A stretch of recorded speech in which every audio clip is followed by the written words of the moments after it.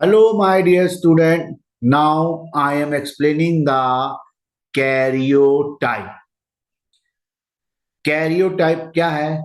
ये क्रोमोसोम का numerical arrangement है। कैरियोटाइप से हमको ये मालूम पड़ता है कि किसी भी सेल में जितने क्रोमोसोम हैं उन क्रोमोसोम का स्ट्रक्चर क्या है, कैसे पता करेंगे ये क्रोमोसोम नंबर फर्स्ट है, ये क्रोमोसोम नंबर सेकेंड है, ये क्रोमोसोम नंबर थर्ड है। कैरियोटाइप से हमको पता लगता है कि कौन सा क्रोमोसोम होमोलोगस है, और कैरियोटाइप से हमको पता लगता है कि किस क्रोमोसोम पर ये वाली डिजीज पाई जाती है। चलिए स्टार्ट करते हैं। Karyotype karyotype is the external morphology of all chromosome of a cell. ये क्रोमोसोम की मॉर्फोलॉजी स्टडी करने का तरीका है। ठीक है, each species of living organism karyotype can be study in a metaphase of the mitosis. Karyotype को study करने के लिए हम माइटोसिस स्टेज से क्रोमोसोम को निकालते हैं। मेटाफेज स्टेज में माइटोसिस की मेटाफेज से हम क्या निकालते हैं? क्रोमोसोम निकालते हैं। कैरियोटाइप में क्या क्या इंक्लूड करते हैं? क्रोमोसोम के नंबर, क्रोमोसोम का size, position of centromere, length of the arm and secondary constriction and bending pattern of the chromosome. जब इनको हम क्रोमोसोम को निकालते हैं और इन बेसिस पर क्रोमोसोम के नंबर, साइज, आर्म्स और सेंट्रोमियर की पोजीशन पर हम सारे क्रोमोसोम को अरेंज करके जो डायग्राम बनाते हैं उसको हम बोलते हैं आइडियोग्राम। क्या बोलते हैं? आइडियोग्राम। आइडियोग्राम में क्या करते हैं? क्रोमोसोम को एक डिक्रीजिंग ऑर्डर में अरेंज कर देते हैं। क्रोमोसोम को डिक्रीजिंग ऑर्डर में अरेंज करने के बाद जो हमको स्ट्रक्चर मिलता है उसको हम बोलते हैं आइडियोग्राम। सेक्स क्रोमोसोम सबसे लास्ट में रखे आते हैं, यानी एक्स और वाई, है ना। आइडियोग्राम हर स्पीसीज का अलग अलग होता है। अब इसको समझिए कि मैंने क्रोमोसोम लिए ह्यूमन बीइंग के, उनको उनके साइज, ये साइज दिख रहा है आपको, उनको उनके डिक्रीजिंग साइज के ऑर्डर में अरेंज कर दिए। मैंने ह्यूमन के 22 पेयर ऑफ ऑटोसोमल क्रोमोसोम निकाले। सबसे बड़े क्रोमोसोम को सबसे पहले रखा, उससे छोटे वाले को उसके बाद में, उससे छोटे वाले को उससे बाद में। ऐसे मैं घटते क्रम में क्रोमोसोम को रखता चला गया। तो सबसे लास्ट में जो क्रोमोसोम आया वो 22 वाला था। ठीक है, तो इससे हमने क्या पता करा कि जो सबसे पहला क्रोमोसोम है वो सबसे बड़ा होगा और सबसे छोटा क्रोमोसोम 22 वाला होगा। यही कैरियोटाइप का प्रिंसिपल है।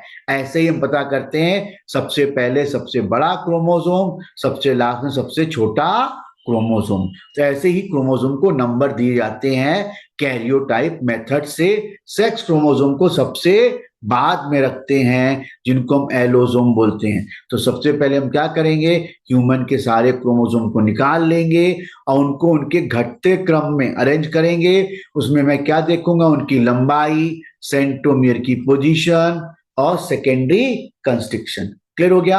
अब मैंने सारे क्रोमोसोम को निकाल के अरेंज करके रख दिया। ठीक है, अब मैं इसमें क्या देखूंगा? जब ये फोटोग्राफिक अरेंजमेंट हो गया तो मैंने कैसे मालूम पड़ेगा ये होमोलोगस है? अब मैं क्या करूंगा? क्रोमोसोम को स्टेन करूंगा। क्रोमोसोम क्या करूंगा? स्टेन। तो जो एक जैसे क्रोमोसोम होंगे उनका स्टेनिंग पैटर्न भी क्या होगा? सेम। यानी उसमें बैंडिंग, जो क्रोमोसोम के कलर बैंड बनेंगे स्टेन से, वो क्या होंगे? सेम। अगर कलर बैंड सेम है तो हम इन दोनों को क्या बोल देंगे? Homologous chromosome. तो ऐसे पता करते हैं हम होमोलोगस क्रोमोसोम। मैंने पहले सारे क्रोमोसोम निकाले, उनको डिक्रीजिंग ऑर्डर में साइज के अकॉर्डिंग अरेंज करा, फिर उनको स्टेन करा।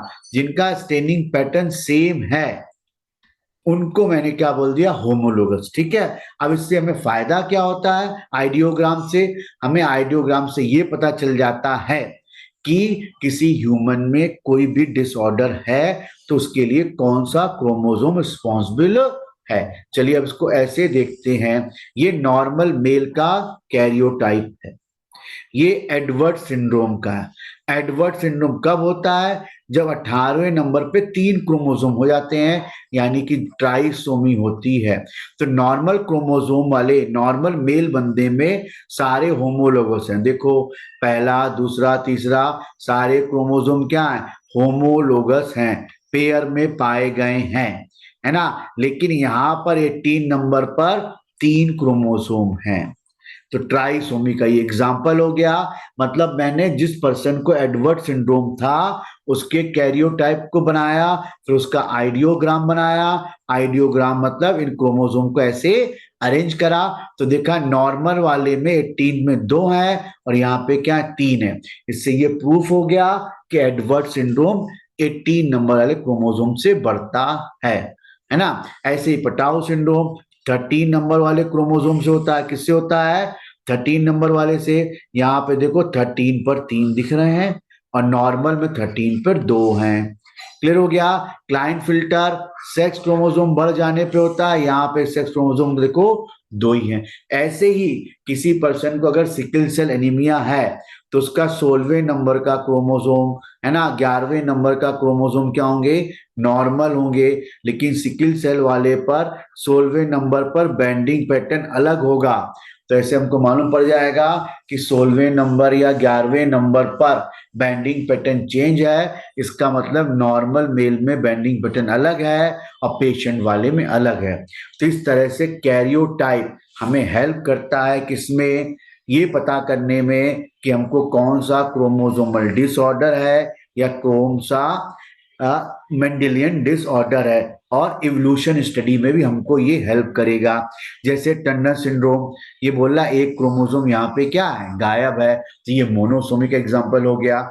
इसके अलावा हमको ये पता चलता है इवोल्यूशन कैरियोटाइप से हमको ये पता चलता है कि इवोल्यूशन में चिंपैंजी ह्यूमन के कितने क्लोज्ड हैं। अब इस डायग्राम में देखिए, रेड वाला क्रोमोसोम ह्यूमन का है और ब्लू वाला क्रोमोसोम चिंपैंजी का है। तो बाकी सारे क्रोमोसोम लगभग एक जैसे हैं, बस 2 नंबर वाला क्रोमोसोम थोड़ा सा अलग है। इस 2 नंबर वाला क्रोमोसोम थोड़ा सा अलग है, ये दोनों क्रोमोसोम फ्यूज़ हो जाते हैं तो ह्यूमन फॉर्म हो जाता है। इस तरह हमको कैरियोटाइप से मालूम पड़ता है कि we are evolve from chimpanzee, it is very close to the human being. आपको वीडियो कैसा लगा ज़रूर बताएं। Okay, bye.